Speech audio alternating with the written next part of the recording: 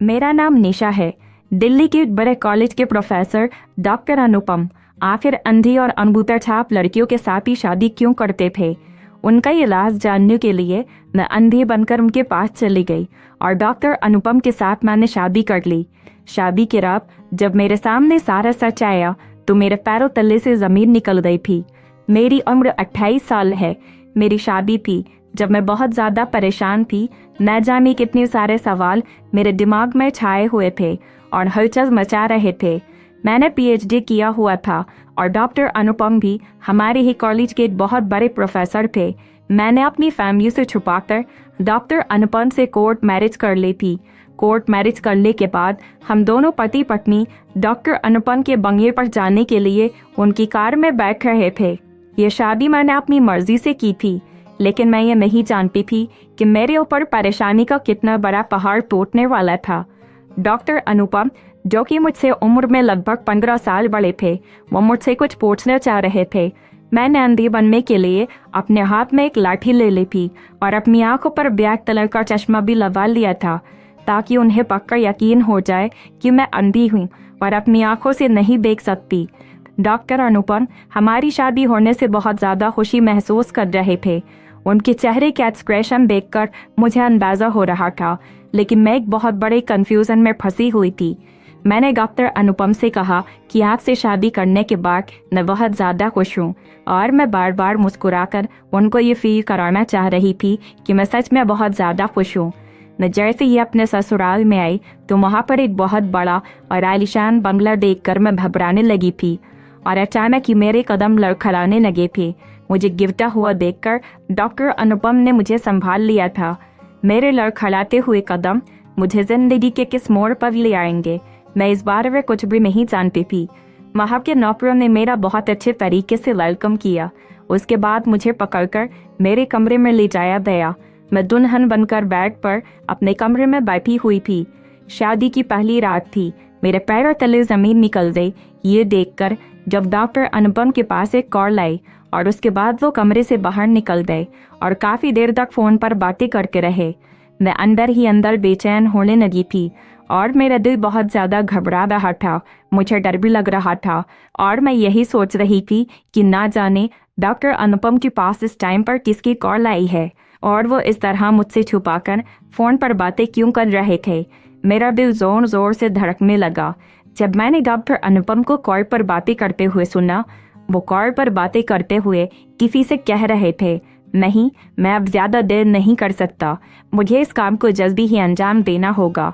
मैं नहीं जानता, तुम उन लोगों को जल्द ही जल्द तैयार करो और बहुत जल्दी ही मैं वहाँ पर निशा को भेजने का इंतज़ाम करता हूँ। ये बात सुनकर तो मैं बुरी तरह से घबरा गई थी और मेरे चेहरे का रंग भी उड़ गया था कि ना जाने डॉक्टर अनुपम मुझे कहाँ भेजने की बातें कर रहे हैं और कौन है वो जिसको तैयार करने के लिए कह रहे थे। ना जाने वो क्या बात कर रहे थे। मेरी तो कुछ भी समझ में नहीं आ रहा था। मैं बहुत परेशान हो गई थी और मेरा दिल बुरी तरह से घबरा रहा था। ये शादी मैंने जिस प्लान की वजह से की थी उस प्लान में मैं सक्सेसफुल हो पाऊंगी भी या नहीं। मैं अभी किसी भी बात के बारे में कुछ भी नहीं जानती थी और जब उन्होंने कहा कि कितने भी पैसों की तुम्हें ज़रूरत पड़े वो सारे मैं देने के लिए तैयार हूँ, जितना भी खर्च होगा वो सब मैं दे दूँगा, लेकिन बस मेरा काम जल्द से जल्द हो जाना चाहिए। ये बात सुनकर मैं घबराने लगी थी। कहीं वो मुझे किसी दूसरे देश भेजकर बेचने की बात तो नहीं की जा रही थी, कहीं मेरे सौदे की बात पर नहीं हो रही। न जाने किस तरह के सवाल मेरे दिमाग में आ रहे थे और डॉक्टर अनुपम किस इंतज़ाम की बातें कर रहे थे। मैं कुछ नहीं जानती थी।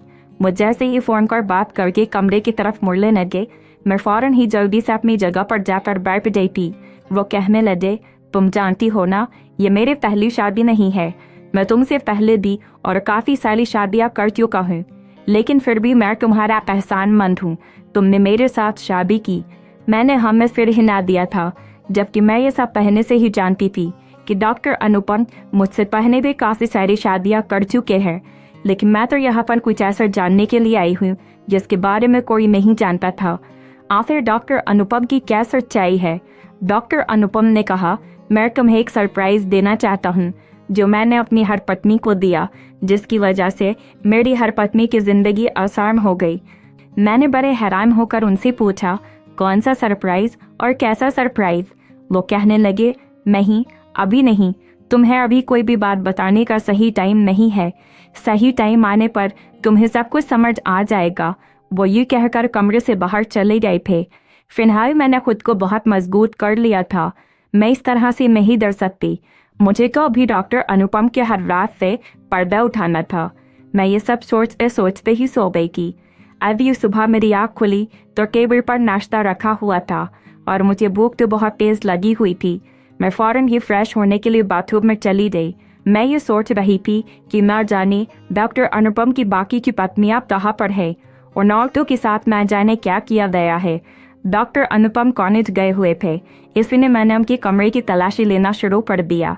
शायद तलाशी करने से मुझे कुछ तो हार पाएगा। मैंने कबर्ड में, लॉकर में और हर चीज़ में तलाशी लेना शुरू कर दिया ताकि मेरे हाथ कुछ सबूत तो लग सके। लेकिन तभी अचानक भड़की एक नौकरानी कमरे में आई और मुझे देखकर हैरान होने लगी। कहने लगी, क्या हुआ मालकिन, आपको कुछ चाहिए? आप क्या ढूंढ रही हो? मुझे बताओ, शायद मैं आपकी कुछ मदद कर सकूं। मैंने खुद को रिलैक्स किया। मुझे लगा कि कहीं नौकरानी को पता न चल गया हो कि मैं अंधी नहीं हूँ। मैंने ऐसी एक्टिंग करनी शुरू कर दी और कहने लगी कि नहीं, मैं तो बस सारी चीज़ महसूस करते हुए बाहर का रास्ता ढूंढ रही थी। तभी नौकरानी ने आकर मुझे पकड़ लिया और कहने लगी, क्या हुआ मालकिन, आप बाहर जाना चाहती है क्या? मैंने कहा, हाँ, मुझे एक गिलास पानी चाहिए था, इसलिए मैं बाहर किसी को पानी के लिए कहना चाहती थी। पर नौकरानी ने मुझे गिलास में पानी करके दे दिया और बेड पर बैठा दिया। मैंने नौकरानी से कहा, अब तुम जा सकती हो। अगर मुझे किसी हेल्प की ज़रूरत होगी तो मैं तुम्हें आवाज़ दे दूंगी। वो नौकरानी चली गई और मैं जल्दी से बिस्तर पर लेट गई। नौकरानी के आने से पहले मेरे हाथ अलमारी से कुछ पेपर्स लग गए थे। मैंने नौकरानी की जाते ही फौरन उन पेपर्स को निकाला और बेड पर बैठकर देखने लगी। वो शायद पासपोर्ट, वीज़ा और टिकट्स की फ़ोटोकॉपीज थी जिनमें कुछ लड़कियों के नाम लिखे हुए थे। मैं सोच में पड़ गई थी कि ना जाने ये सब कुछ क्या हो रहा है। इतनी देर में ही डॉक्टर अनुपम कमरे में आ गए। जब मुझे टिफी के आने की आहट की आवाज़ आई तो मैंने जल्दी से वो पेपर्स छुपा दिए और मैं खुद बैग पर रिलैक्स होकर बैठ गई थी। डॉक्टर अनुपम कहने लगे, मिशा, अब तुम्हारे सरप्राइज का टाइम ख़त्म हो गया। मैं नौकरों से कहकर तुम्हारे सामान की पैकिंग करवानी शुरू कर देता हूँ और तुम भी जाने के लिए रेडी हो जाओ। मैंने डॉक्टर अनुपम से कहा, क्यों, हम कहीं पर जा रहे हैं क्या? लेकिन अचानक कैसे इतनी जल्दी? तभी डॉक्टर अनुपम कहने लगे, मैं नहीं, सिर्फ तुम जा रही हो। मुझे कॉलेज में थोड़ा काम है, इसलिए तुम सिर्फ अकेली ही जा रही हो। जैसे ही मैं फ्री हो जाऊंगा मैं फौरन तुम्हारे पास आ जाऊंगा। मैंने डॉक्टर अनुपम से कहा, लेकिन कहा, मैं अकेली कहाँ पर जा रही हूँ? डॉक्टर अनुपम कहने लगे, अरे निशा, तुम फिक्र मत करो, तुम वहाँ पर अकेली नहीं होगी। तुम्हें टेंशन लेने की ज़रूरत नहीं। वहाँ पर तुम्हारा साथ देने के लिए और भी लोग हैं। तुम वहाँ पर खुद को बिल्कुल भी अकेला फील नहीं करोगी। मैंने अपने दिल में सोचा, मैं जाने मुझे कहाँ भेजने की तैयारी की जा रही है। मैंने डॉक्टर अनुपम से कई बार पूछने की कोशिश की कि वो मुझे कहाँ पर भेज रहे हैं, लेकिन उन्होंने मेरी बात को टाल दिया और मुझे कुछ नहीं बताया। फिलहाल मुझे सच भी तो जानना था, इसलिए वो मुझे जहाँ भी भेज रहे थे वहाँ मुझे जाना ही होगा। नौकरानी ने मेरा सामान भी पैक कर दिया और मैं हिम्मत करके जाने के लिए रेडी हो गई थी। मैं और डॉक्टर अनुपम कार में जाकर बैठ गए। वो लगातार किसी से कॉल पर बात कर रहे थे और इसी दौरान उन्होंने मुझे वीज़ा और पासपोर्ट भी दे दिया और फ्लाइट की टिकट भी दे दिए। डॉक्टर अनुपम मुझे एयरपोर्ट तक छोड़ने के लिए आ गए थे। मुझे अमेरिका भेजा जा रहा था और ना जाने मेरे साथ वहाँ पर क्या होने वाला था। बस मैं यही सब सोच कर परेशान हो रही थी और मुझे डर भी लग रहा था, मगर मुझे हिम्मत से काम लेना था। डॉक्टर अनुपम किसी से कॉल पर कह रहे थे, मैं अभी आ नहीं सकता, लेकिन तुम फिक्र मत करो, मैं जल्दी ही आ जाऊंगा। लेकिन मैं यहाँ से अभी निशा को भेज रहा हूँ। तुम लोग वहाँ पर सब संभाल लेना और निशा का बहुत ख्याल रखना। और ये तो तुम जानते हो ना कि तुम लोगों को आगे क्या करना है। मेरा काम अच्छे से हो जाना चाहिए और हर बार की तरह मुझे तुम लोग खुश कर देना। मुझे किसी शिकायत का मौका नहीं चाहिए, ठीक है ना? तुम मेरी बातों का मतलब तो अच्छे से समझ रहे हो ना? डॉक्टर अनुपम की बातें सुनकर तो मेरे दिल पर और भी ज़्यादा घबराहट होने लगी थी। डॉक्टर अनुपम मेरी तरफ देखकर कहने लगे, क्या हुआ निशा, तुम बहुत परेशान लग रही हो। वो मेरा हाथ पकड़कर कहने लगे। मैंने कहा, आप मेरे साथ क्यों नहीं चलते? तो उन्होंने कहा कि तुम फिक्र मत करो, मैं हूँ तुम्हारे साथ, तुम्हें वहाँ किसी तरह की कोई परेशानी नहीं होगी और मैं भी अपने काम से फ्री होते ही जल्दी ही तुम्हारे पास आ जाऊँगा। ये कहकर वो मुस्कुराने लगे। हम लोग कुछ ही देर में एयरपोर्ट पहुँच चुके थे। फ्लाइट में थोड़ा टाइम था और डॉक्टर अनुपम कुछ जल्दी में लग रहे थे। ऐसा लग रहा था जैसे मुझे भेजने के लिए वो बहुत ही ज़्यादा एक्साइटेड हो रहे थे। फ्लाइट का टाइम हो चुका था और वो मुझे सी ऑफ करने लगे और वो बाहर से तो बहुत खुश नज़र आ रहे थे और मेरा दिल बहुत ही ज़्यादा डरा हुआ था। मुझे नहीं पता था कि मुझे अमेरिका क्यों भेजा जा रहा था। मैं अब फ्लाइट में बैठ चुकी थी। अब मेरा पूरा ध्यान अपने मकसद की तरफ था। मैंने शादी जिस मकसद के लिए की थी, मुझे इस मकसद को अंजाम तक पहुंचाना था और सारी सच्चाई सबके सामने लानी थी। मैं अमेरिका के एयरपोर्ट पर पहुंच चुकी थी। मुझे वहां एक हैंडसम लड़का लेने के लिए आया था। उसे देखते ही मेरा दिल धक से रह गया था। जब उसने कहा कि आप ही निशा मैम हो ना? मैंने कहा, जी मैं ही निशा हूँ। तो उसने कहा, ठीक है, आप मेरे साथ चलो, मैं आपको ही लेने के लिए आया हूँ। न जाने वो लड़का कौन था और मुझे अब कहाँ पर ले जाएगा। मेरे दिल में यही ख्याल आ रहे थे। मैं उसके साथ एक बहुत बड़ी और महंगी कार में बैठ गई थी। हम दोनों कार में बैठकर चले गए थे। वो सारे रास्ते मुझे मैडम मैडम कहकर डॉक्टर अनुपम की तारीफें करने लगा और सारे रास्ते उसने बहुत सारी बातें की और डॉक्टर अनुपम के ही गुण गाता रहा। उसने बताया कि डॉक्टर अनुपम एक बहुत अच्छे और शरीफ इंसान हैं। भगवान ने उन्हें काफ़ी सारी दौलत दी है, लेकिन फिर भी उनके अंदर बिल्कुल भी घमंड नहीं। मैं ये सुनकर बहुत हैरान रह गई थी कि ये डॉक्टर अनुपम की कितनी ज़्यादा तारीफ़ें कर रहा था, बल्कि वो तो इस तारीफ़ के बिल्कुल भी काबिल नहीं थे। मेरी कुछ भी समझ में नहीं आ रहा था। अमेरिका के माहौल से मुझे काफ़ी हैरानी हो रही थी। चारों तरफ अलग ही तरह का माहौल छाया हुआ था। अमेरिका के लोग इंडिया के लोगों के मुकाबले काफ़ी डिफरेंट थे। मैं चुपके चुपके अपने काले चश्मे की आड़ से हैरान होकर चारों तरफ देख रही थी। हमारी कार एक बहुत ही बड़े इंस्टीट्यूट जैसे एक हॉस्पिटल के सामने आकर रुक गई थी। मैं कार से जैसे ही उतरी, ये तो एक बहुत बड़ी यूनिवर्सिटी टाइप लग रहा था या फिर कोई हॉस्टल होगा। इतनी देर में उस लड़के का फ़ोन बजने लगा। शायद उसके पास डॉक्टर अनुपम का ही फ़ोन आया था। वो लड़का कहने लगा, निशा मैडम मेरे पास आ गई है, आप फिक्र मत करो सर, हम लोग अपनी जगह पर पहुंच गए हैं और मैडम भी मेरे साथ हैं। मैं मैडम को यहाँ पर लेकर आ गया हूँ। अब बहुत जल्दी ही आपका काम भी हो जाएगा। मैं बड़ी हैरानी से चारों तरफ देख रही थी। मुझे नहीं समझ आ रहा था कि ये कौन सी जगह है। वो लड़का कहने लगा, चलो मैडम अंदर चलते हैं। मैंने उस लड़के से पूछा, हम लोग कहाँ आए हैं और ये कौन सी जगह है? वो मुस्कुराने लगा। उसकी दबी हुई मुस्कुराहट से मैं अंदर ही अंदर डरने लगी थी और मैं उसके पीछे पीछे चल पड़ी। वो आगे आगे चलता हुआ कहने लगा, बस कुछ दिनों की बात है, फिर आपकी ज़िंदगी में काफ़ी कुछ डिफरेंस आ जाएगा।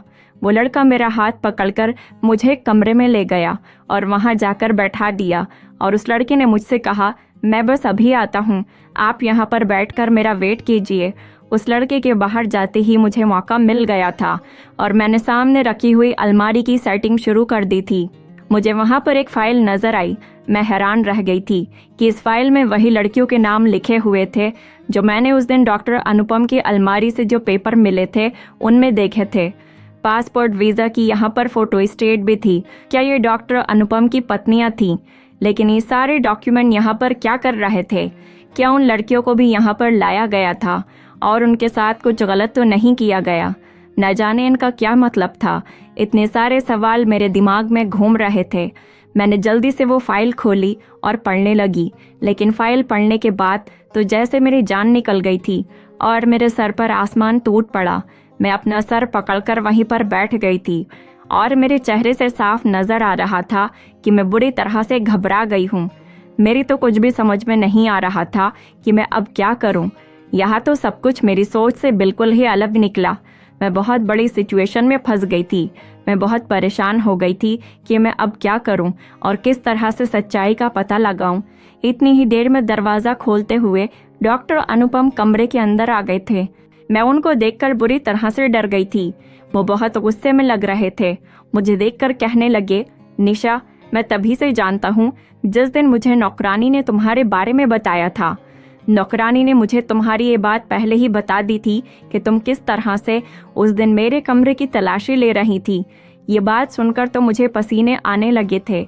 डॉक्टर अनुपम कहने लगे, मुझे पता है निशा, तुम्हारी मुझसे शादी करने के पीछे कोई और ही वजह है। तुम अपने किसी प्लान में कामयाब होना चाहती हो और तुम शायद यहाँ मेरी सच्चाई जानने के लिए आई हो, लेकिन अब तो तुम जान गई होगी। मैंने कहा, हाँ, मैं सब कुछ जान गई हूँ।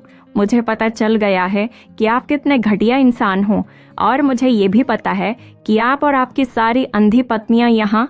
ये कहकर मैं खामोश हो गई और डॉक्टर अनुपम कहने लगे, मुझे बहुत अफसोस हुआ कि तुम सब कुछ देख सकती हो, तुम अंधी नहीं हो।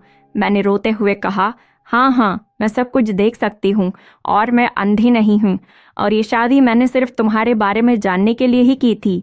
ये सुनकर डॉक्टर अनुपम कहने लगे, अच्छा, तो तुम सब जानना चाहती हो ना कि मैंने ये सब कुछ किस लिए किया, आखिर इन सब के पीछे क्या सच्चाई है। लेकिन इससे पहले तुम अपने बारे में बताओ कि तुम कौन हो, आखिर तुमने मेरे साथ शादी क्यों की और तुम्हारा क्या मतलब बनता है मेरे साथ शादी करने का। तुम किस मकसद की वजह से यहाँ पर आई हो। मैं रोने लगी और अपना सर पकड़कर बेड पर बैठ गई और साथ साथ सारी डिटेल्स डॉक्टर अनुपम को बताने लगी। मैंने उनको बताया कि कनिष्का मेरी दोस्त थी। वो एकदम हैरानी से मेरी तरफ देखते हुए कहने लगे, तुम मेरी पत्नी कनिष्का की बात कर रही हो। मैंने कहा, हाँ, आप ठीक कह रहे हो, वही कनिष्का जो आपकी पत्नी थी, वो मेरी बहुत पक्की दोस्त है, या फिर ये कह लो कि वो मेरी बचपन की बहुत अच्छी फ्रेंड है। हम दोनों बचपन से ही एक साथ पले बड़े थे और जवानी तक उसने मेरा और मैंने अपनी दोस्त का साथ कभी नहीं छोड़ा था। आप जानते हो कि कनिष्का बहुत सीधी सादी और अंधी लड़की थी और उसके माता पिता बहुत गरीब लोग थे, लेकिन मैं एक मिडिल क्लास फैमिली से हूँ। मैं आपके ही कॉलेज की एक प्राइवेट स्टूडेंट हूँ, इसलिए कभी मेरे कॉलेज में आपसे कोई बातचीत नहीं हुई। एक दिन मैं अपनी फ्रेंड कनिष्का के घर गई थी और हम दोनों बैठकर बातें कर रहे थे। तभी कनिष्का की मम्मी हमारे पास आई और मुझसे कहने लगी, बेटी निशा, तुम अपनी मम्मी से कहना कि वो मेरी बेटी कनिष्का के लिए किसी अच्छे रिश्ते की तलाश करें। हम अपनी बेटी को पढ़ा लिखा तो नहीं सके, लेकिन हम चाहते हैं कि हमारी इकलौती बेटी की शादी किसी अच्छी जगह पर हो जाए, जहां पर वो शायद ये गरीबी भरी जिंदगी ना गुजारे, और जल्द से जल्द हम अपनी बेटी की शादी कर देना चाहते हैं ताकि हमारी बेटी अपने घर की हो जाए। बस मेरी बेटी के लिए कोई अच्छा सा रिश्ता मिल जाए जो मेरी मासूम सी बेटी को एक्सेप्ट कर ले।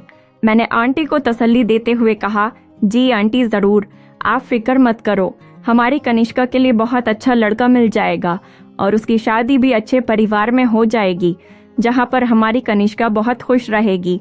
आप फिक्र मत करो, सब कुछ ठीक हो जाएगा। और हमारी कनिष्का तो लाखों में एक है, उसके लिए कोई राजा आएगा और उसको रानी बनाकर ले जाएगा। ये सुनकर आंटी तो वहां से चली गई थी, लेकिन कनिष्का बहुत परेशान नजर आ रही थी। वो मुझसे कहने लगी, मुझ जैसी अंधी लड़की से आखिर कौन शादी करेगा? कौन होगा जो मुझ जैसी अंधी लड़की के साथ अपनी जिंदगी को अंधेरे में गुजारेगा? आखिर मैं अपने माता पिता के सर पर बोझ बनकर कब तक बैठी रहूंगी? उसकी इस बात पर मैंने कहा कि नहीं यार, ऐसी कोई बात नहीं है। जो भगवान ने तुम्हारे भाग्य में लिखा है वो ज़रूर तुमसे शादी करके तुम्हें अपने साथ लेकर जाएगा। देखना, एक दिन ऐसा आएगा कि तुम्हारी शादी अच्छे लड़के के साथ हो जाएगी और तुम अपनी ससुराल में बहुत खुश रहोगी। और एक दिन ऐसा आएगा तुम्हारे अंधे होने पर या अनपढ़ होने पर कोई ऐतराज़ नहीं करेगा। कनिष्का मेरी ये बात सुनकर खुशी से खूब मुस्कुराने लगी थी और हम दोनों खुशी खुशी से रहने लगे थे। उधर मेरी मम्मी और कनिष्का की मम्मी दोनों ही उसके लिए अच्छा रिश्ता तलाश करने की कोशिश में लगी हुई थी। फिर अचानक मेरे दूसरे शहर में रहने वाली भाभी की तबीयत खराब हो गई। मुझे उनके घर उनका ख्याल रखने के लिए जाना पड़ गया था, लेकिन पूरे 7 महीने बाद जब मैं लौटकर वापस आई तो यहाँ तो सब कुछ बदल चुका था। मैं कनिष्का से मिलने जब उसके घर पर गई तो मेरे पैरों तले से ज़मीन निकल गई थी। जब मुझे कनिष्का की मम्मी ने बताया कि कनिष्का की तो शादी कर दी गई है, मैंने उनसे पूछा कि लेकिन कहाँ और कैसे? आप लोगों ने इतनी जल्दी उसकी शादी कैसे कर दी? मुझे उससे मिलना है, आप मेरी उससे बात करवा दो। मेरी बात सुनते ही आंटी रोने लगी और कहने लगी, बेटी, हमारी बेटी के लिए एक बहुत अच्छा रिश्ता आया था। वो लड़का एज में थोड़ा बड़ा तो ज़रूर था, लेकिन वो बहुत पढ़ा लिखा और काबिल डॉक्टर है। सुना है कि वो तुम्हारे ही कॉलेज में प्रोफेसर भी है। उस लड़के का नाम डॉक्टर अनुपम है।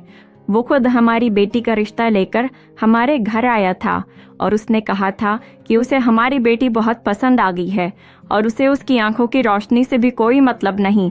उसने कहा कि मुझे तो सिर्फ कनिष्का से प्यार है और मैं उससे शादी करना चाहता हूँ, बल्कि मैं आपकी बेटी को बहुत ज़्यादा खुश रखूँगा।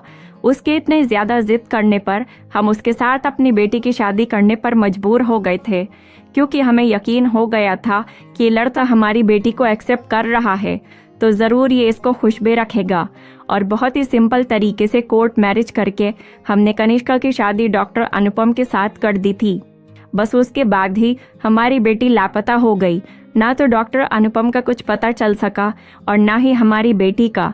हमारी बेटी का कोई फ़ोन भी नहीं आया और ना ही हमारी उससे कोई बातचीत हो सकी। उसका तो कोई अता पता ही नहीं चल पाया। हमने डॉक्टर अनुपम के बारे में भी काफ़ी कुछ जानकारी लेने की कोशिश की, लेकिन हमें कुछ नहीं पता चल सका कि वो कहाँ चले गए। कनिष्का के माता पिता मेरे आगे हाथ जोड़ने लगे और कहने लगे, बेटी, हम लोग गरीब हैं। कनिष्का हमारी इकलौती बेटी है। न जाने उस आदमी ने हमारी बेटी के साथ क्या किया। हम तो उस अमीर आदमी के खिलाफ कुछ कर भी नहीं सकते, लेकिन तुम तो उसी के कॉलेज की स्टूडेंट हो। तुम प्लीज़ कुछ ना कुछ करो और हमारी बेटी का पता लगाओ कि हमारी बेटी कहाँ पर है और किस हाल में है। बल्कि हम तो ये भी नहीं जानते कि हमारी बेटी जिंदा भी है या नहीं। उन लोगों की बातें सुनकर मेरी आंखों में खून उतर आया था और मुझे बहुत ज़्यादा गुस्सा आ रहा था कि इस दुनिया में इतने घटिया लोग भी रहते हैं जो कमज़ोर और लाचार लोगों को इस तरह अपनी ताकत के आगे मजबूर कर देते हैं कि उनके खिलाफ कोई कुछ भी ना कर सके। लेकिन मैं ऐसा नहीं होने दूंगी। मैं ज़रूर उस डॉक्टर के खिलाफ सारे सबूत इकट्ठे करूंगी और अगर उसने हमारी कनिष्का के साथ कुछ गलत किया तो उसे सज़ा दिलवाकर ही रहूंगी और मैं उसे ज़िंदा नहीं छोड़ूंगी। अगर कनिष्का को कुछ भी हुआ तो उसकी खैर नहीं। मैंने ठान ली थी मैं कनिष्का के गायब होने की वजह जानकर ही दम लूंगी। मैंने उसी दिन कॉलेज जाकर आपके बारे में इंफॉर्मेशन निकालना शुरू कर दी थी, आपके रहने की जगह के बारे में और आपके कॉलेज में साथ पढ़ाने वाले लोग और आस पड़ोस के लोगों से मैंने आपके बारे में सारी इन्फॉर्मेशन इकट्ठी कर ली थी।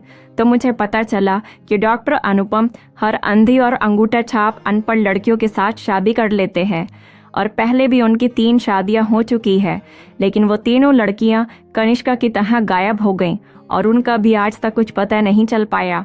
मैं ये सब जानकर दंग रह गई थी और तब तो मैंने ठान लिया था कि मुझे इस रात से पर्दा उठाना ही होगा।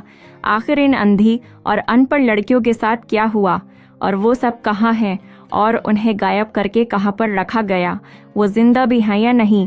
बस उस दिन मैंने अंधी बनने की एक्टिंग की और आपके सामने जानकर अंधी बन गई और अपनी फैमिली वालों से छुपकर मैंने आपके साथ शादी कर ली, क्योंकि ये एक ही रास्ता था जो मुझे आप तक पहुंचा सकता था और आपकी सच्चाई से पर्दा भी इस तरह से ही उठ सकता था। और शादी की रात जब आप कॉल पर बात कर रहे थे, जो बातें आपने की और बार बार वो फ़ोन कॉल, ये सारी बातें मेरे दिमाग में घूम रही थी और इन हरकतों से साफ जाहिर होने लगा था और धीरे धीरे मुझे अपने सवालों के जवाब मिलने लगे थे, ये सब क्या और क्यों हुआ। और फिर जब मैंने उस दिन आपके घर की तलाशी ली तो मुझे कुछ वीज़ा और पासपोर्ट की कॉपीज़ मिली, जिनमें कुछ लड़कियों की फ़ोटोज़ और उनके नाम भी लिखे हुए थे। लेकिन मुझे इस बारे में नहीं पता था कि किस तरह से आपने लड़कियों की ज़िंदगियों को तबाह कर दिया। और सबसे हैरान करने वाली बात तो ये थी कि उन फ़ोटोज़ में से एक फ़ोटो कनिष्का का भी था और बस मैं इस रात से पर्दा उठाने के लिए आपके भेजने पर यहाँ तक आ गई। मेरी आपसे शादी करने का सिर्फ एक ही मकसद था, कनिष्का और बाकी लड़कियों को तलाश करना। इतने मैं ये सब बात कर ही रही थी कि डॉक्टर अनुपम ने किसी लड़के को इशारा किया और थोड़ी ही देर में कनिष्का मेरी आंखों के सामने मौजूद थी। उसे देखकर मैं दंग रह गई और मेरी आंखें फटी की फटी रह गईं। उसका गेटअप बिल्कुल बदल चुका था, बल्कि वो बहुत ही स्मार्ट लग रही थी और मुझे अपनी आंखों पर यकीन नहीं आ रहा था कि जब मेरे सामने आते ही कनिष्का मेरे करीब आकर मेरा हाथ पकड़कर फौरन मेरे गले लग गई थी। और आज कनिष्का की आंखों पर काला चश्मा भी मौजूद नहीं था। वो फ़ौरन झट से मेरे गले से लिपट गई थी। मैं उससे मिलकर बहुत खुश हुई थी और वो मेरे गले लगकर कहने लगी, कैसी हो निशा? ये सुनकर तो मुझे और भी ज़्यादा खुशी हुई थी कि मेरी दोस्त मुझे पहचानती थी और वो मुझे देख सकती थी। इसका मतलब उसकी आंखों की रोशनी वापस आ गई थी। इतने महीनों बाद वो मेरी आंखों के सामने थी और मुझे देख रही थी। मेरी आंखों ने आज जो कुछ भी देखा था, मैं तो बहुत ही हैरान थी कि ये सब कैसे और आखिर क्यों। मेरी आंखों में आंसू आ गए थे। मैंने डॉक्टर अनुपम से कहा कि आखिर ये सब कैसे करते हैं आप? आखिर क्या राज है इन सब के पीछे और कौन सी ऐसी वजह थी जिसने आपको ये सब करने पर मजबूर कर दिया? मैं सब कुछ जानना चाहती हूँ। डॉक्टर अनुपम के चेहरे पर एक अजीब सी मायूसी मुझे साफ नजर आ रही थी। वो कहने लगे, तुम जानना चाहती हो कि मैंने ये सब कुछ क्यों किया और मैं यहाँ पर सारी अंधी और अनपढ़ लड़कियों को क्यों लेकर आता हूँ? ये सब तुम तो जान ही गई हो, लेकिन मैं ये भी बता देता हूँ कि मैंने इन सबसे शादी क्यों की। क्योंकि इस सब के पीछे मेरी जिंदगी का एक बहुत बड़ा और गहरा सीक्रेट छुपा हुआ है। वो ये कहकर रोने लगे और मेरे आगे हाथ जोड़कर कहने लगे कि मुझे माफ़ कर दो निशा। अगर सच सुनने के बाद तुम चाहो तो मैं तुम्हें तलाक देकर आज़ाद कर दूंगा। और वो मुझे बताने लगे कि उस टाइम की बात है जब मेरी उम्र 25 साल थी और मैं जवान और हैंडसम था। मैं एक हाई क्लास फैमिली से बिलोंग करता था। मेरी ज़िंदगी में पैसों की और प्यार की कोई कमी नहीं थी। ज़िंदगी ने मुझे हर चीज़ दी थी। हमारा फैमिली बिजनेस और प्रॉपर्टी, दुनिया की हर चीज़ हमारे पास मौजूद थी।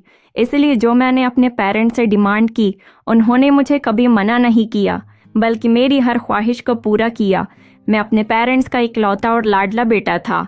कोई ऐसी डिमांड नहीं थी जो मेरी ज़िंदगी में कभी पूरी नहीं हो सकी हो, लेकिन एक डिमांड ऐसी थी जो कभी पूरी नहीं हो सकती थी, जिसको मैंने सिर्फ दुनिया वालों की खातिर अपने दिल में दफना कर रख दिया था। जिस कॉलेज का मैं आज प्रोफेसर हूँ, मैं कभी इस कॉलेज का एक काबिल स्टूडेंट हुआ करता था। मैं बहुत इंटरेस्ट लेकर डॉक्टर अनुपम की बातें सुन रही थी और उन्होंने आगे बताया कि हम एक प्रोजेक्ट के सिलसिले में कॉलेज टूर पर गए थे और हमें एक ऐसी जगह जाना था जहां पर हमें काफ़ी सारी अच्छी चीज़ों और नेचर के बारे में जान पहचान करनी थी। फिलहाल हम सारे स्टूडेंट्स एक गेस्ट हाउस में ठहरे हुए थे और वहाँ के करीब ही एक छोटा सा गांव था। हम 2-3 दोस्त का ग्रुप था। हम लोगों को गांव वगैरह जाने का बहुत शौक था। एक दिन सुबह सुबह ही हम लोग गांव देखने के लिए वहाँ पर चले गए। वहाँ जाकर हम लोगों को बहुत अच्छा फील हुआ था, क्योंकि गांव के लोग और गांव की हवा तो होती ही बहुत अच्छी और प्यारी है। क्योंकि शहर की शोर शराबे भरी जिंदगी और गांव की अच्छी और सुकून भरी जिंदगी में काफ़ी फ़र्क होता है। हर तरफ हरियाली ही हरियाली छाई हुई थी और खेत नज़र आ रहे थे, खूबसूरत बाग और ठंडी मिट्टी के कच्चे कच्चे और छोटे छोटे मकान। यहाँ ज़िंदगी जीने का एक अलग ही मज़ा था। मैं गांव में टहल रहा था, तभी अचानक मेरे साथ कुछ ऐसा हुआ जिसके बारे में मुझे नहीं पता था कि मेरी ज़िंदगी मुझे किस मोड़ पर लेकर जाने वाली है। मैं एक तरफ खड़े होकर गांव की ठंडी ठंडी हवा को फील कर रहा था। मेरा दिल ज़ोर ज़ोर से धड़कने लगा जब मेरी नज़र एक खूबसूरत और हसीन आँखों वाली लड़की की तरफ पड़ी। वो कुछ लड़कियों के साथ अपने घर की छत पर बैठी हुई थी। उसकी वो दिल हिला देने वाली और प्यार भरी मुस्कुराहट, खूबसूरत और मासूम सा चेहरा, उसे देखकर तो मेरे चेहरे पर मुस्कुराहट फैल गई थी। ऐसी खूबसूरत और मासूम सी लड़की मैंने अपनी ज़िंदगी में कभी नहीं देखी थी और मेरा दिल इस लड़की के ख्यालों में खोया रहता था। और अब रोज़ मैं सुबह सवेरे उस गांव की तरफ निकल जाता और उस लड़की के घर के सामने आकर खड़ा हो जाता था। वो सुबह सुबह के टाइम पर अपनी छत पर बैठी हुई होती थी और उसको देखकर मुझे बड़ी खुशी मिलती थी। उसे देखकर मुझे बहुत अच्छी अच्छी फीलिंग्स आ रही थी। न जाने उसकी वो कौन सी आदत थी जो मुझे उसकी तरफ खींच लिया करती थी। मेरे सारे फ्रेंड्स मेरा मजाक उड़ाने लगे थे और कहते कि अब तो हमारे यार को कोई लड़की पसंद आ गई है। अब तो ये दिन रात उसी लड़की के ख्यालों में खोया रहता है। लेकिन मुझे नहीं मालूम था कि मेरे ऊपर एक मुसीबत का पहाड़ टूटने वाला है। मुझे उन दिनों अपनी ज़िंदगी बड़ी प्यारी और हसीन लग रही थी, जबकि हमारे वहाँ पर रहने के अब कुछ दिन और ही बाकी रह गए थे। मैं इन दिनों में ही उस लड़की को प्रपोज करना चाहता था और उसे अपनी फीलिंग्स के बारे में बताना चाहता था। लेकिन मेरे एक दोस्त ने मुझे समझाया कि यार, ये एक गांव की लड़की है, ये गांव है, ये हमारा शहर नहीं जहां तुम बेझिझक किसी लड़की को प्रपोज कर दोगे। हम अमीर और हाई क्लास फैमिली के लड़के किसी भी लड़की को पसंद करके उसे प्रपोज कर देते हैं और अपनी मर्जी उन पर चला सकते हैं। लेकिन ये गांव के अनपढ़ और छोटे लोग पसंद की शादी को, ये लड़की लड़की के अफेयर को बहुत ज़्यादा गलत समझते हैं और इसका गलत मतलब निकालते हैं। ऐसा कुछ गांव में नहीं होता और ये तुम्हारे लिए ही नहीं बल्कि इस लड़की के लिए भी बहुत बड़ी मुसीबत खड़ी कर सकता है। इस बेचारी लड़की को ये गांव वाले कभी भी जीने नहीं देंगे। इस पर मैंने अपने दोस्त से कहा कि तो फिर मेरे पास एक आइडिया है, अगर मैं इस लड़की के घर पर रिश्ता भेज दूँ तो फिर इसके पेरेंट्स राज़ी हो जाएंगे ना। मेरे फ्रेंड ने कहा कि हाँ, ऐसा बिल्कुल ठीक रहेगा और ये ज़रूर हो सकता है, लेकिन तुम्हें अपने रिश्ते की बात नहीं करनी होगी बल्कि तुम्हें अपने पेरेंट्स को इस लड़की के घर रिश्ता लेकर भेजना होगा। मैंने शहर आते ही सबसे पहले अपने पेरेंट्स को उस लड़की के बारे में बता दिया। मैंने जिद की कि मैं उसी लड़की के साथ शादी करना चाहता हूँ। पहले तो मेरे पेरेंट्स इस रिश्ते पर राज़ी नहीं हो रहे थे कि वो एक गांव की और छोटे परिवार की लड़की है, ना तो वो पढ़ी लिखी है और ना ही उसकी फैमिली अमीर है। मेरे पेरेंट्स का कहना था कि तुम्हारा और उस लड़की का कोई मेल नहीं, अगर शादी कर भी ली तो हमारी सारी रिश्तेदारों में हमारी रेपुटेशन खराब हो जाएगी। फिलहाल मैं बड़ी मुश्किल से जैसे तैसे अपने पेरेंट्स को इस लड़की से शादी करने के लिए मना ही लिया था और मैं अपने पेरेंट्स को लेकर उस लड़की के गांव चला गया था। मेरे पेरेंट्स तो पहले ही इस रिश्ते के लिए मुझसे काफ़ी ज़्यादा नाराज़ थे, लेकिन यहाँ आते ही मेरे होश उड़ गए थे। जब मेरे पेरेंट्स ने लड़की के पेरेंट्स से बात की तो लड़की के पेरेंट्स ने बताया कि हम आप लोगों को साफ साफ बता देते हैं, ये हमारी बेटी सुमिधा आंखों से देख नहीं सकती, ये अंधी है और ये बचपन से ही ऐसी है। क्या आप लोग सारी सच्चाई सुनने के बाद भी हमारी बेटी से अपने बेटे की शादी कर सकते हैं? यह सुनकर तो मुझे बहुत अफसोस हुआ था कि मैंने ये बात नोट ही नहीं की थी कि सुमिधा अंधी है और वो देख नहीं सकती। लेकिन फिर भी मुझे इस रिश्ते से कोई एतराज़ नहीं था क्योंकि मैं सुमिधा से प्यार करने लगा था। ये बात सुनकर तो मेरे पेरेंट्स अब तो बिल्कुल भी सुमिधा को अपने घर की बहू नहीं बनाना चाहते थे। एक तो वो अनपढ़ थी और दूसरी बात की वो देख भी नहीं सकती थी। मेरे माता पिता ने ये रिश्ता करने के लिए साफ इनकार कर दिया था और वहाँ से चले गए थे, लेकिन वो लड़की डिप्रेशन का शिकार हो गई थी। पहले ही उसकी आंखों की रोशनी ना होने की वजह से उसे सारी दुनिया वालों के सामने ताने दिए जाते थे और ये पहला रिश्ता नहीं था और भी रिश्ते उसके अंधेपन की वजह से ख़त्म हो चुके थे। वो खूबसूरत तो बहुत ज़्यादा थी, लेकिन उसकी आंखों की रोशनी ना होने की वजह से उसको इनकार करके चले जाते थे। मैं बहुत ज़्यादा परेशान था और मैंने अपने दिन से सुमिधा को निकालने की बहुत कोशिश की थी, लेकिन मैं ऐसा करने में नाकाम रहा था और ना ही मैं उसे बुला सका था। मैं अब भी सुमिधा को एक्सेप्ट करने के लिए तैयार था, लेकिन मेरे पेरेंट्स तो अपने ख़ानदान की इज्जत बचाने की खातिर अपने बेटे की खुशियों को चोर चोर करने पर तुले हुए थे। एक दिन मैंने सोचा कि मैं घर से भागकर सुमिधा के साथ शादी कर लूँगा।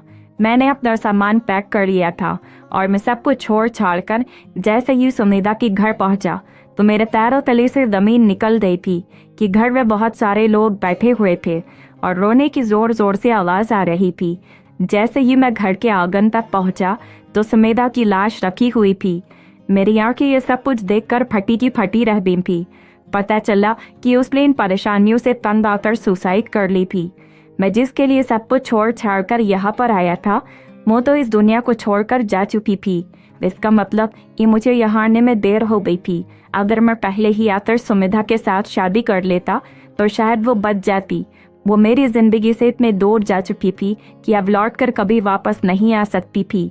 मैं वहीं ज़मीन पर गिर गया और सुमिधा सुमिधा कहकर ज़ोर ज़ोर से रोने लगा।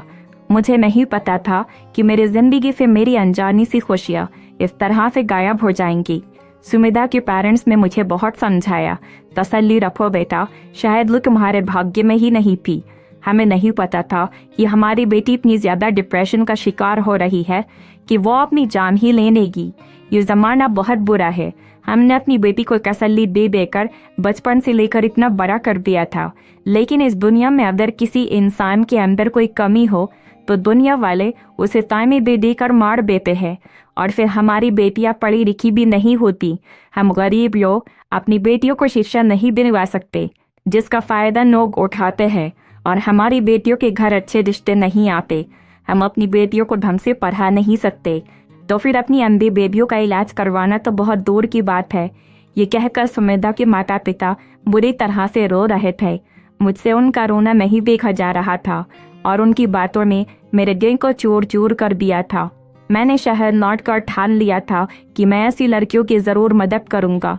मैं नहीं चाहता कि जिस तरह से अपने अंदर कमी होने की वजह से सुमेधा ने अपनी जान ले ली थी, ऐसी कई और भी लड़कियां अपनी जान को दांव पर न लगा दे। मैं ऐसे लोगों की मदद करूंगा जो अपनी बेटियों का इलाज नहीं करवा सकते और उन्हें शिक्षा नहीं दिलवा सकते। मैंने सोच लिया था और उस दिन से मैंने अपने पेरेंट्स को छोड़कर अपना खुद का बिजनेस शुरू किया और ज़माने की सोच बदलने के लिए और उस लड़की की आदत दिन में लेकर जो मेरी किस्मत में नहीं थी, लेकिन उस लड़की की यादों ने मुझे हमेशा के लिए बदल कर रख दिया था। मैंने अमेरिका में अपना खुद का एक इंस्टीट्यूट खोला और मैं जब भी किसी अंधी और अनपढ़ लड़की को देखता तो मुझे सुमेधा की याद आती और मैं उस लड़की से शादी कर लेता और उसे यहाँ पर अमेरिका भेजता और साथ साथ उन्हें यहाँ पर लड़ने के लिए और स्ट्रांग बनाने के लिए अच्छी से अच्छी शिक्षा भी दी जाती और मैं उन लड़कियों का सारा खर्चा खुद उठाता और उन लड़कियों का यहाँ पर आंखों का ऑपरेशन किया जाता, जिस वजह से वो लड़कियाँ देखने लगती थीं। और जब वो लड़कियाँ देखने लग जाती थीं तब वो अपने पेरेंट्स से मिलकर सबसे अच्छा सरप्राइज देती थीं। और ये था मेरी ज़िंदगी का मकसद और सबसे बड़ा राज, जिससे आज पर्दा हट गया था और सारी सच्चाई तुम्हारे सामने है। और आज तुम्हें ये राज पता चल गया कि मैं क्यों अंधी और अनपढ़ लड़कियों से शादी करता हूँ। डॉक्टर अनुपम की ये सारी बातें सुनकर मेरी आंखों में आंसू आने लगे थे। मैंने डॉक्टर अनुपम से हाथ जोड़कर माफ़ी मांगी क्योंकि मैंने कनिष्का को बिल्कुल ठीक देखा और इस बात से तो बहुत खुश हुई थी कि उसकी आंखों की रोशनी वापस आ गई थी और वो बिल्कुल मॉडर्न लग रही थी और किसी पढ़ी लिखी अच्छी और अमीर लड़की की तरह ही बातें कर रही थी। मैंने उसके गेटअप से ही अंदाज़ा लगा लिया था। और फिर जब मैंने यहाँ पर रखी उन सारी फाइलों को देखा जिसमें उन सारी लड़कियों के अस्पताल के रिकॉर्ड मौजूद थे, जिसमें उनका ट्रीटमेंट जारी था और साथ ही साथ उन्हें यहाँ के इंस्टीट्यूट में अच्छी शिक्षा भी दी जा रही थी, मैंने खुशी खुशी कनिष्का से पूछा, तुमने आखिर ये बात अपनी फैमिली वालों से क्यों छुपाई रखी? वो लोग तुम्हारे लिए बहुत परेशान हो रहे हैं और ठीक होने के बाद तुम अपने घर क्यों नहीं गए?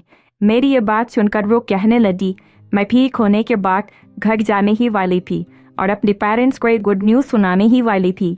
बल्कि मैंने सोचा था कि मैं अपने पेरेंट्स को सरप्राइज़ दूंगी कि मैं अब देख सकती हूँ।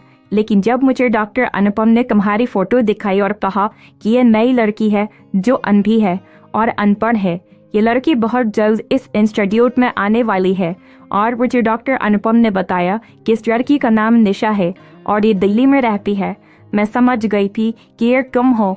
मैं तुम्हारी फ़ोटो देखकर पहचान गई थी कि ये मेरे बचपन के दोस्त है। मैंने तुम्हें अपने दिल की आंखों से देखा हुआ था, लेकिन मैं हैरान रह गई थी कि ये लड़की तो अंधी नहीं है, तो फिर ये यहाँ क्यों आएगी? तो डॉक्टर अनुपम भी ये सुनकर हैरान रह गए थे और मुझसे पूछने लगे, तुम्हें पूरा यकीन है ये तुम्हारी वही दोस्त है जिसका नाम निशा है और ये दिल्ली में रहती है और ये देख सकती है? और मैंने कहा, जी डॉक्टर, ये मेरी दोस्त ही है। मैं अपनी दोस्त को अपने दिल की गहराइयों से पहचानती हूँ, मैं इसे नहीं भूल सकती। मैंने कनिष्का की ये बात सुनकर डॉक्टर अनुपम की तरफ देखकर कहा, क्या सच में डॉक्टर अनुपम आप मेरी सच्चाई पहले से जानते थे? वो कहने लगे, हाँ, मैं तुम्हारी सच्चाई जानता था, लेकिन मैं फिर भी खामोश रहा और ये सारा नाटक किया। मैंने हैरानगी से पूछा, कौन सा नाटक? क्या मतलब आपका? तो वो मुझे देखकर हंसने लगे और कहने लगे, मैंने तुमसे कोर्ट मैरिज की थी, लेकिन वो सारे पेपर्स नकली थे। हमारी फ्रॉड मैरिज हुई है। मैं तुम्हें यहाँ पर जानबूझकर लाया हूँ ताकि मुझे पता चल सके कि तुम यहाँ पर क्यों और किस मकसद की वजह से आई हो। मेरे लिए ये जानना बहुत ज़रूरी था। और डॉक्टर ने मुझे एक और बात बताई जिसने मुझे हैरान कर दिया था। डॉक्टर अनुपम ने बताया कि मेरी फ्रॉड मैरिज सिर्फ तुम्हारे साथ ही नहीं, बल्कि हम सारी लड़कियों के साथ फ्रॉड मैरिज हुई है। मैंने किसी लड़की के साथ भी शादी नहीं की, बल्कि सारी लड़कियों के साथ कोर्ट मैरिज की जिनके पेपर्स नकली थे। मैं इन लड़कियों को अमेरिका तक लेकर आना चाहता था और लड़कियों का ट्रीटमेंट करवाना चाहता था। जब इन लड़कियों का ट्रीटमेंट हो जाता है और ये लोग एजुकेटेड हो जाती है तो मैं इनको इनके पेरेंट्स के पास भेज दूंगा और ये अपने पेरेंट्स के पास जाकर सारी सच्चाई बताना चाहे तो बता सकती है। मैंने एक बार फिर से डॉक्टर अनुपम के सामने हाथ जोड़कर उनसे माफ़ी मांगी और उसके बाद जल्दी ही हम अपने शहर वापस आए थे। वहाँ से वापस कनिष्का को हम उसके घर लेकर आ गए, जहाँ उसके पेरेंट्स उसे देखकर बहुत ज़्यादा खुश हुए थे। और जब उन्हें पता चला कि उनकी बेटी की आंखों की रोशनी वापस आ गई तो उनकी खुशी के ठिकाने ही नहीं रहे। और डबल खुशी तो उन्हें तब हुई जब उन्हें ये बात पता चली कि उनकी बेटी एजुकेटेड भी हो गई। वो लोग फूले नहीं समा रहे थे और अपनी किस्मत पर बहुत ज़्यादा नाज कर रहे थे। इसी तरह हम इन सारी लड़कियों को उनके घर लेकर आ गए थे, जो अब अपनी आंखों से सबको देख सकती थी और अपने पेरेंट्स को भी पहचान गई थी। उनके पेरेंट्स भी अपनी बेटियों से मिलकर और उनकी आंखों की रोशनी वापस आ जाने पर बहुत खुश हुए थे। मुझे डॉक्टर अनुपम पर बहुत गर्व महसूस हो रहा था कि उन्होंने कितना अच्छा काम किया था, लेकिन एक तरह से मुझे उन पर बहुत अफसोस भी हुआ था कि उनके साथ और उनके प्यार के साथ वाकई बहुत बुरा हुआ था। फिलहाल डॉक्टर अनुपम एक बहुत अच्छे इंसान है। उन्होंने काफ़ी सारी लड़कियों को जीने की वजह दे दी थी और आज भी डॉक्टर अनुपम यही काम करते हैं, लेकिन अब वो लड़कियों को शादी का झांसा नहीं देते। उनके पेरेंट्स को सारी सच्चाई बताने के बाद उन्हें अपने साथ अमेरिका ले जाते हैं और उनका ऑपरेशन करवाते हैं। मैं भी अब इस काम में डॉक्टर अनुपम का साथ देती हूँ और हमने ना जाने कितनी लड़कियों को उनकी आंखों की रोशनी वापस कर दी और उनको एजुकेटेड कर दिया, जो आज अपने पैरों पर खड़ी हुई है और किसी पर भी बोझ नहीं है।